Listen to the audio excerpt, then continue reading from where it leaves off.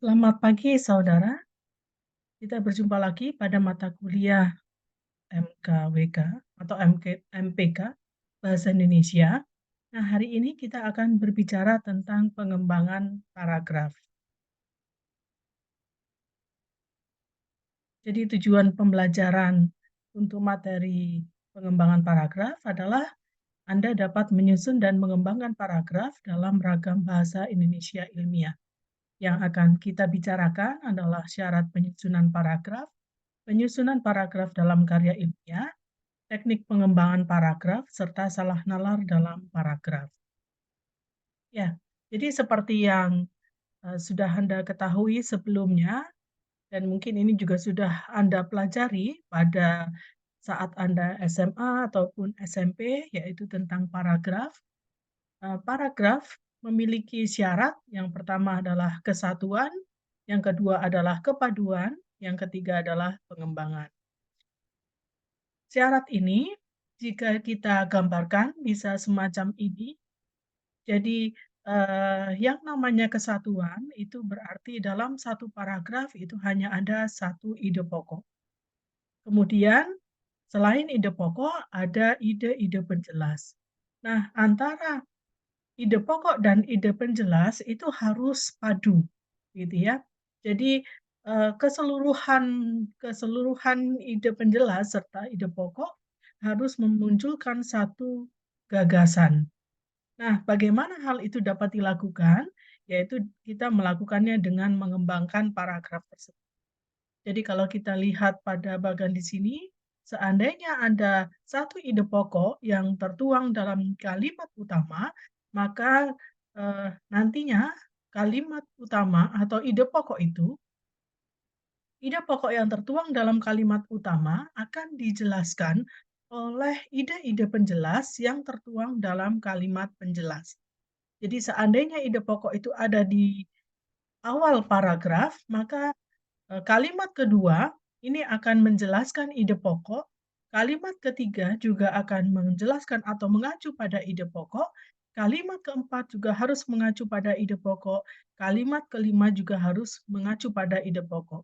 Kalimat 2, 3, 4, dan 5 ini merupakan kalimat penjelas yang artinya dalam kalimat tersebut tertuang ide penjelas yang berfungsi untuk menjelaskan ide pokok. Atau bisa juga, eee ide penjelas ini akan menjelaskan ide pokok atau kalimat penjelas akan menjelaskan kalimat utama, lalu ide penjelas yang kedua ini, ide penjelas 2, ini akan dijelaskan kembali oleh ide penjelas 3, lalu dijelaskan kembali oleh ide penjelas 4, dan kelima, begitu seterusnya. Nah, sehingga satu paragraf ini menjadi padu. Dan bagaimana hal ini dilakukan, itu akan dilakukan dengan cara, eee, teknik pengembangan atau pengembangan paragraf. Ya, jadi itu, mengenai syarat paragraf. Nah, contoh paragraf seperti ini mulai kata sebagai sampai kata induktif ini adalah kalimat utama. Ide pokoknya apa? Ide pokoknya adalah karangan argumentasi dikembangkan dalam dua pola, yaitu deduktif dan induktif. Nah, ide pokok ini dijelaskan oleh ide penjelas. Karena dikatakan bahwa karangan argumentasi dikembangkan dalam dua pola, yaitu deduktif dan induktif, maka ide penjelas harus menjelaskan secara induktif itu seperti apa, kemudian secara deduktif itu seperti apa. Nah, kita lihat pada kalimat kedua ini adalah penjelasan yang secara induktif. Lalu kalimat ketiga adalah penjelasan secara deduktif. Kemudian kalimat keempat adalah penjelasan tentang ide pokok yang berkaitan dengan keduanya, yaitu deduktif dan induktif. Nah, jika ini sudah dapat dilakukan, maka paragraf yang Anda buat itu tentunya akan memenuhi syarat paragraf. Lalu bagaimana dengan paragraf dalam karya ilmiah? Sebenarnya paragraf dalam karya ilmiah itu juga memiliki ciri yang sama. Hanya saja dalam paragraf karya ilmiah ada satu tambahan ciri, yaitu bergaya paparan. Jadi yang ini ya, yang bergaya paparan, yang tiga ini sama. Nah, Ini tadi yang mengenai kesatuan gagasan, jadi paragraf dinyatakan memiliki kesatuan gagasan apabila seluruh uraian atau detil penunjang terpusat pada satu gagasan utama atau ide pokok. Jadi satu paragraf, satu ide pokok, tidak boleh lebih, begitu ya. Kemudian ini adalah contoh, begitu ya. Anda dapat melihatnya juga di buku MPK Bahasa Indonesia. Pada teks yang pertama, ini memiliki kesatuan gagasan. Karena kalimat kedua, ketiga, keempat, dan kelima ini mendukung ide pokok. Bagaimana dikatakan mendukung ide pokok? Ya, pengertian sederhananya seperti yang sudah kita bicarakan tadi, yaitu ide penjelas selalu menjelaskan ide utama atau ide pokok. Jadi misalnya ini ya, dibandingkan planet yang lain, yang dikenal dalam tata surya, Satna dikenal sebagai planet terdingin dan terjauh. Ide pokoknya berarti Setna planet terdingin dan terjauh. Berarti ide penjelasnya harus menjelaskan mengapa terdingin dan mengapa terjauh atau bagaimana terdinginnya atau bagaimana terjauhnya. Nah, kita lihat pada kalimat kedua, temperatur Setna mencapai minus 400 derajat Fahrenheit. Berarti ini menjelaskan terdinginnya. Kemudian dijelaskan kembali temperatur itu sama dengan minus 240 derajat Celcius. Berarti kalimat ketiga ini melengkapi atau melengkapi penjelasan yang ada pada kalimat kedua. Dengan demikian kalimat ketiga ini juga menjelaskan ide pokok. Lalu yang kalimat keempat, jaraknya yang paling jauh, nyanya ini mengacu pada Setna, yakni 13 miliar kilometer dari matahari. Berarti ini menjelaskan terjauh yang dimiliki Setna. Nah, jarak itu sama dengan 3 kali jarak matahari ke Pluto. Ini yang kalimat kelima ini juga menjelaskan, melengkapi penjelasan 4, sehingga kalimat 5 ini juga menjelaskan ide pokok yang pertama ya. Ya, ini ada anggapan mengenai ini ya, mengenai pernyataan kalimat 5, itu kan ada kalau tidak salah yang terbaru Pluto itu bukan planet ya. Ya, tolong diabaikan saja dulu ini karena ini tampaknya mengutip yang teks yang, agak lama yang masih menyatakan Pluto itu sebagai planet. Nah, kita fokus ke paragrafnya ya. Sekarang kita lihat pada teks 2. Teks pertama ini sama, teks kedua juga sama. Nah, sekarang kita cek yang berwarna merah. Brown merekam objek ini dengan kamera teleskop Palomar Quest berukuran 48 inci dan mengerjakannya selama 4 bulan. Nah, kalau Anda cermati, maka kalimat yang berwarna merah ini tidak menjelaskan kalimat kedua atau tidak melengkapi penjelasan kalimat kedua, juga tidak menjelaskan ide pokok, begitu. Berarti ini adalah ide baru yang dimunculkan dalam paragraf ini. Nah, inilah yang tidak diperbolehkan, karena ketika memunculkan ide baru, misalnya pada kalimat yang berwarna merah ini, maka, ide pokoknya tidak lagi satu. Dengan demikian, tidak lagi ada kesatuan gagasan, begitu. Nah, jadi itu ya, Saudara, pengertian kesatuan gagasan. Kemudian, berikutnya adalah kepaduan, itu hubungan gramatikal dan semantis antara satu kalimat dengan kalimat yang lain yang membentuk paragraf, itu. Hubungan gramatikal dan semantis ditandai dengan pengulangan bagian kalimat, penggunaan kata ganti, penggunaan sinonim, dan seterusnya. Seperti yang tadi, Setna itu juga pada planet Setna, itu pada kalimat berikutnya kan tidak disebut Setna, Setna, Setna, begitu ya, tetapi menggunakan kata gantinya. Nah, misalnya seperti ini menggunakan kata gantinya, luas tersebut, kemudian itu, dan seterusnya. Kemudian cukup pengembangannya, artinya dalam pengembangan paragraf itu ketika mengembangkan, maka pengembangannya harus cukup. Kebutuhan minimal kalimat penjelasnya itu juga harus cukup. Sehingga ketika ditanya, eee, kalau dalam satu paragraf harus berapa kalimat sih, begitu ya? Maka, tidak ada jawaban yang pasti tentang itu, karena kecukupan kalimat penjelas ini tidak didasarkan pada jumlahnya harus berapa, begitu. Tetapi apakah penjelasan atau, penjelasan ide pokok itu sudah cukup atau belum dalam satu paragraf itu. Ketika itu sudah cukup, maka bisa dikatakan pengembangannya ini adalah sudah cukup, begitu. Nah, contohnya seperti ini ya, pada teks satu misalnya dikatakan penemuan chip pintar yang siap memata-matai manusia itu menguntungkan banyak pihak. Bukan hanya pengusaha, para penjahat pun dapat memetik keuntungan dari teknologi canggih itu. Misalnya, dengan melihat bungkus barang elektronik mewah di tempat sampah seseorang, penjahat dapat menebak kebiasaan dan kekayaan pemilik rumah tersebut. Caranya dan seterusnya. Kalau kita cermati, pada ide pokok ini kan dikatakan penemuan chip pintar menguntungkan banyak pihak. Ketika dikatakan banyak pihak, maka pastinya lebih dari satu. Ya, karena dikatakan banyak pihak. Maka seharusnya lebih dari satu. Dan itu juga ditegaskan pada ide penjelas setelah ide pokok, yaitu kalimat 2. Bukan hanya pengusaha, para penjahat pun dan seterusnya. Berarti, banyak pihak ini diantaranya adalah pengusaha dan penjahat. Tetapi kalau kita lihat pada kalimat ketiga ini menjelaskan keuntungan yang diperoleh oleh penjahat. Kemudian yang keempat juga keuntungan yang diperoleh penjahat. Sedangkan keuntungan pengusahanya tidak dijelaskan. Nah, ini yang kemudian membuat paragraf itu tidak cukup pengembangannya. Lalu bagaimana supaya cukup pengembangan? Ya, dua-duanya harus dijelaskan.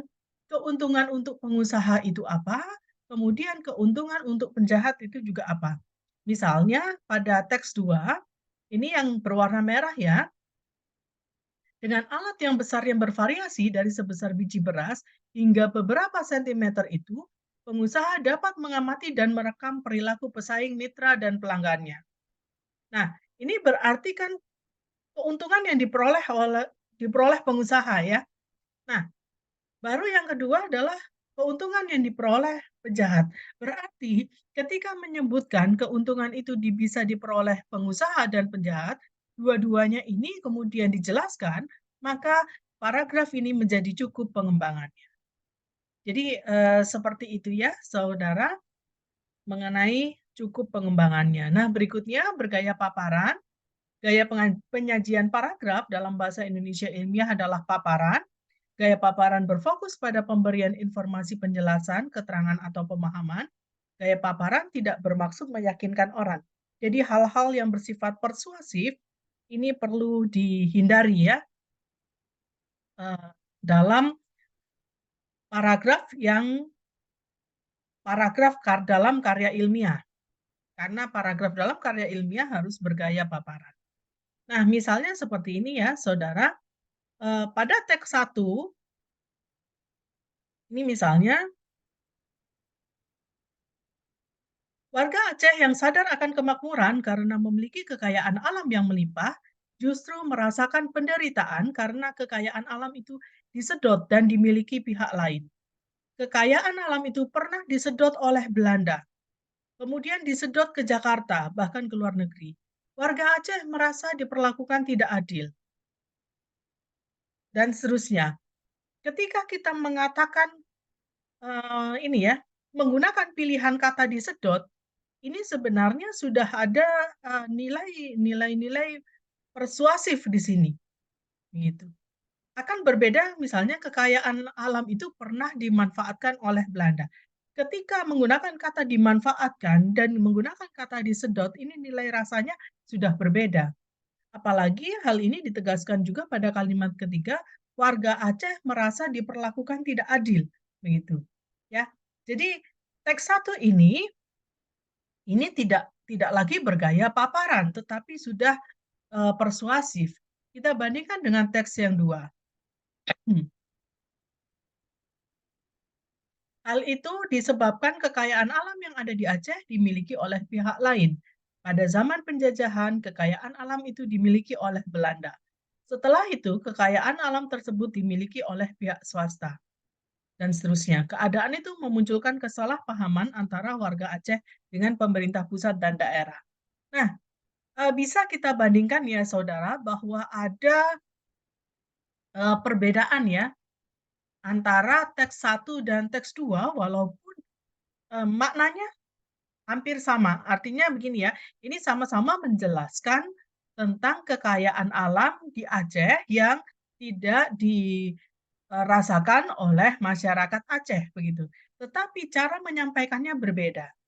Cara menyampaikan teks 2 ini adalah, sekadar memaparkan, tetapi pada teks satu tidak sekadar memaparkan, tetapi juga sudah mempersuasif. Nah, dalam karya ilmiah, model yang seperti teks satu ini yang tidak diperkenankan. Jadi dalam karya ilmiah, ketika kita menjelaskan sesuatu, maka, harus, ini ya, usahakan bebas dari hal-hal yang bersifat persuasif begitu ya, hal-hal yang cenderung subjektif begitu. Sebab itulah paragraf dalam karya ilmiah ini bergaya paparan. Jadi seperti itu ya, saudara. Nah, berikutnya adalah teknik pengembangan paragraf. Jadi, pola pengembangan paragraf ini atau teknik pengembangan paragraf ada dua, dengan pengembangan paragraf dengan analisis penalaran dan pengembangan paragraf dengan ilustrasi. Pengembangan paragraf dengan analisis penalaran ini terdiri atas teknik klasifikasi, teknik kausal, teknik prosedural, dan teknik pendefinisian.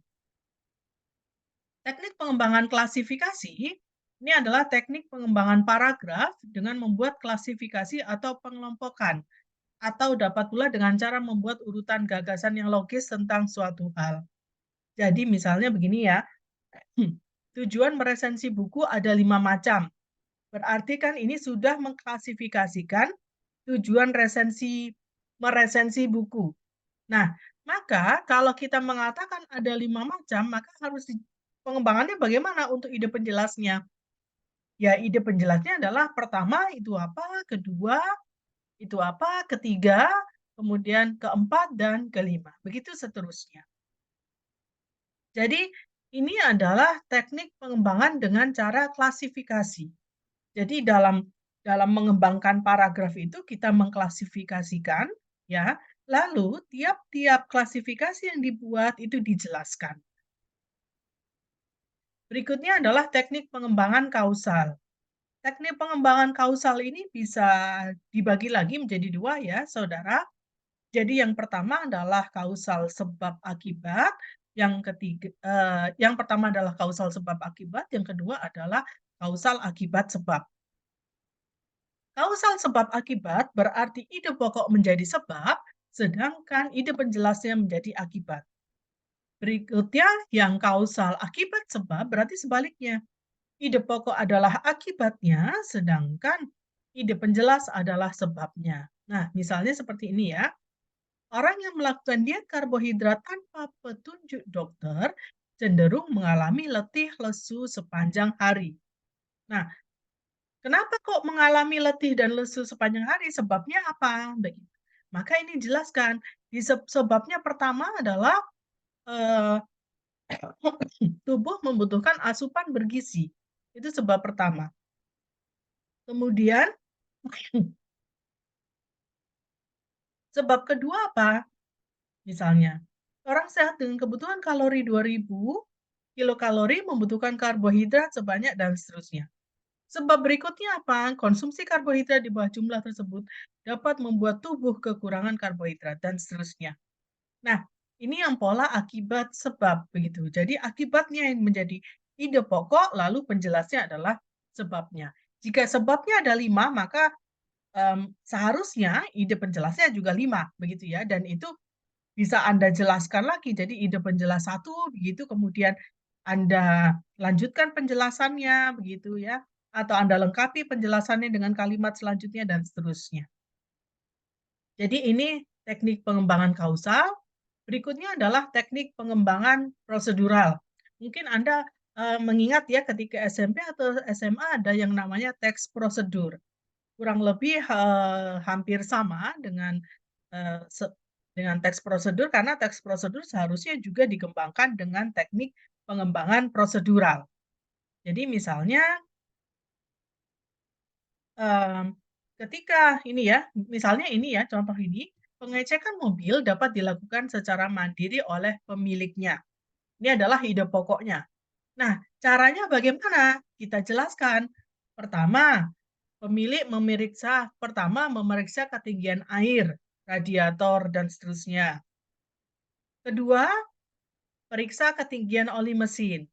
Setelah itu apalagi? Pengecekan terhadap air wiper. Berikutnya apa? Pastikan ketinggian minyak rem dan seterusnya. Nah, ini adalah cara mengembangkan paragraf dengan teknik prosedural. Jadi yang harus kita jelaskan adalah prosesnya. Nah, ciri teknik pengembangan prosedural itu biasanya menggunakan konjungsi kemudian, setelah itu, berikutnya, dan seterusnya, ya. Lalu saudara, ini adalah teknik pengembangan definisi. Teknik pengembangan definisi adalah teknik pengembangan paragraf dengan memberikan penjelasan atau definisi tertentu. Misalnya ini ya, keberhasilan sebuah pidato bergantung pada penguasaan orang yang berpidato terhadap tempo, dinamik, dan warna suara. Nah,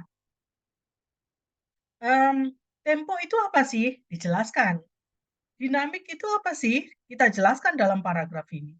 Warna suara itu apa? Kita jelaskan juga dalam paragraf ini. Misalnya tempo berarti cepat lambatnya pengucapan, dinamik itu apa dan seterusnya. Warna suara adalah kaitan antara kata yang diucapkan dengan suasana hati dan seterusnya. Jadi ini adalah teknik pengembangan definisi. Apakah kalau kita sudah mengembangkan dengan definisi, bisa juga misalnya saya tidak mau mengembangkan dengan definisi nih, saya mau mengembangkan ide pokok keberhasilan sebuah pidato bergantung pada pengusahaan orang yang berpidato, itu dengan teknik yang lain, misalnya teknik kausal gitu. Ya bisa saja, berarti kalau Anda misalnya mau pakai kausal, maka ini kan dikatakan ya, keberhasilan sebuah pidato bergantung pada tempo, dinamik, dan warna suara, ya. Maka harus kita jelaskan, apa sebabnya kok ketika pidato itu bergantung pada tempo, dinamik, dan warna suara. Maka harus kita jelaskan, sebab pertama itu apa, sebab kedua itu apa, sebab ketiga itu apa, sebab keempat itu apa, dan seterusnya, gitu. Jadi itu ya saudara, dalam satu ide pokok itu bisa kita kembangkan dengan, eee, teknik pengembangan tertentu, begitu ya. Ya, bergantung mana yang lebih cocok untuk, kita gunakan, teknik pengembangan mana yang lebih cocok untuk kita gunakan. Artinya dalam satu ide pokok ini tidak berarti hanya satu teknik pengembangan ini saja yang bisa kita gunakan, tidak seperti itu ya. Nah, jadi itu, kemudian pengembangan dengan ilustrasi, yang pertama adalah penyajian contoh, pembandingan atau analogi, lalu penentangan atau komparasi, dan pengisahan. Nah, misalnya ini ya, teknik penyajian contoh berarti kita mengembangkan paragraf dengan contoh-contoh atau dengan menyajikan contoh. Misalnya, ide pokoknya adalah kemacetan di Surabaya semakin parah. Contohnya apa? Kok semakin parah? Begitu kan? Nah, maka ide penjelas satu adalah contoh pertama. Jalan panjang jiwa selalu terjadi antrean panjang. Contoh pertama. Contoh kedua,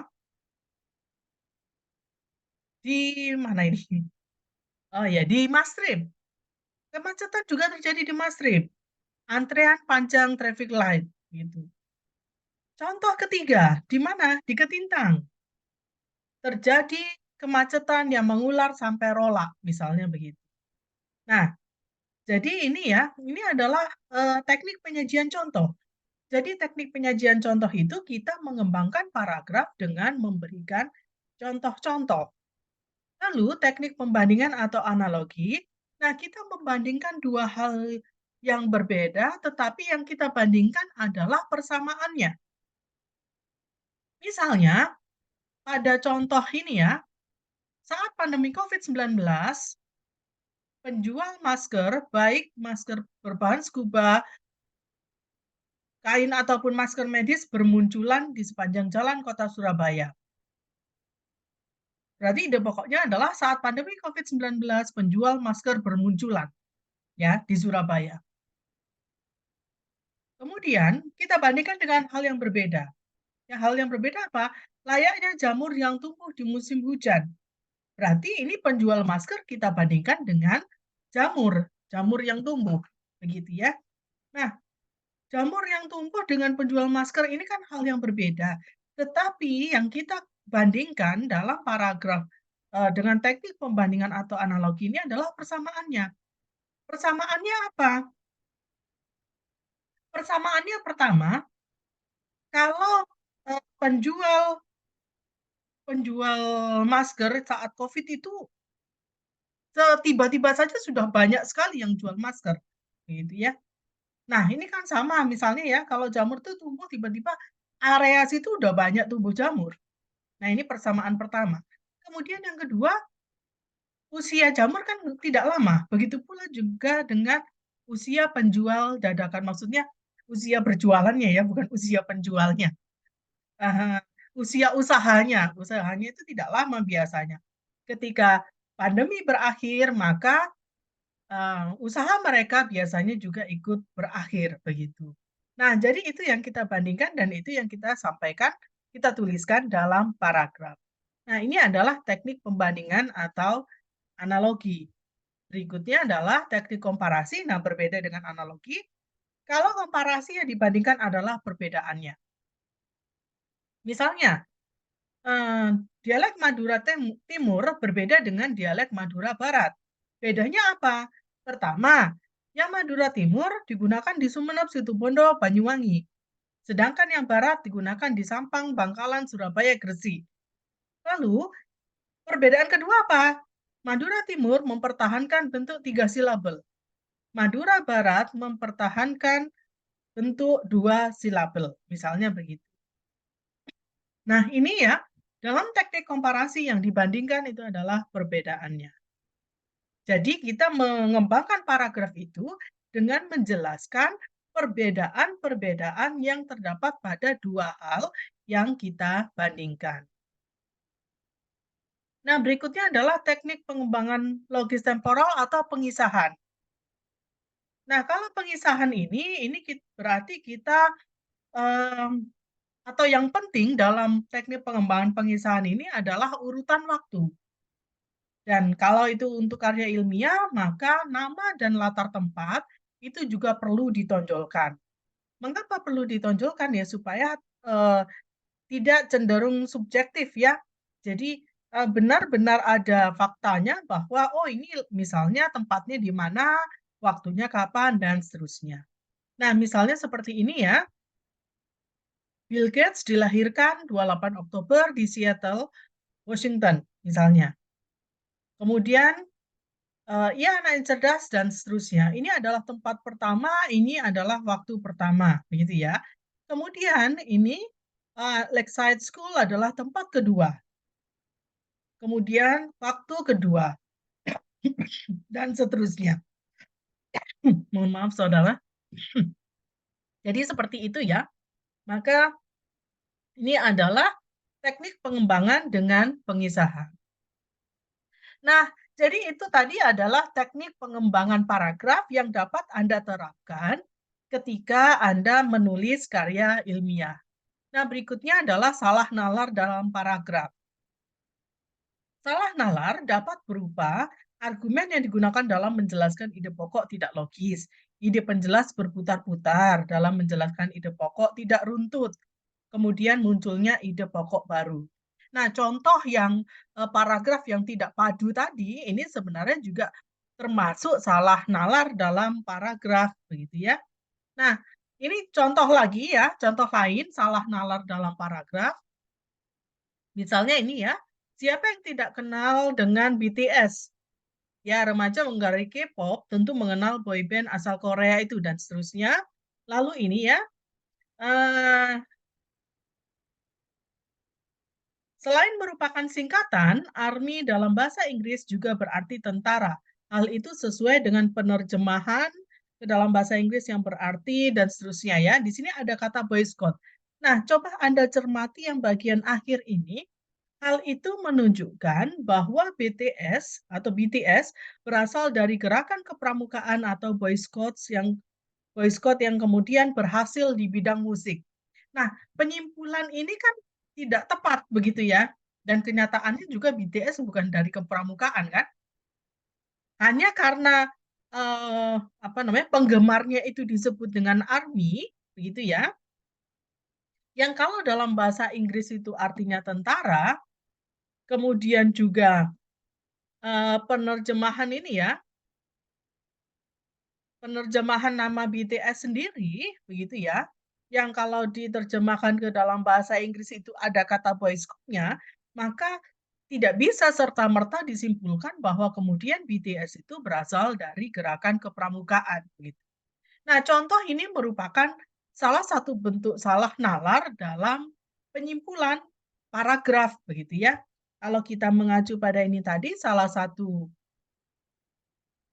ini ya, salah nalar dalam pengembangan paragraf ini argumen yang digunakan dalam menjelaskan ide pokok tidak logis, begitu ya. Nah, ini kan menjadi tidak logis, begitu ya, argumen ini atau, kalau ini kemudian dikatakan penyimpulannya, ini kan berarti kan kalau menggunakan pola induktif ya, paragraf ini ya. Nah, jadi ini tidak relevan antara yang bagian penjelas dengan bagian ide pokoknya, begitu. Nah, jadi seperti itu saudara, ini adalah contoh salah nalar dalam paragraf. Ya, demikian materi kita hari ini. Terima kasih atas perhatian dan partisipasi Anda. Kemudian jika Anda ingin mempelajari dunia, maka membacalah. Dan jika Anda ingin dikenal dunia, maka menulislah. Selamat menulis, selamat menyusun paragraf dan ciptakanlah karya ilmiah yang bermanfaat bagi masyarakat, bangsa, dan negara. Semoga berhasil. Selamat pagi, sehat selalu. Terima kasih.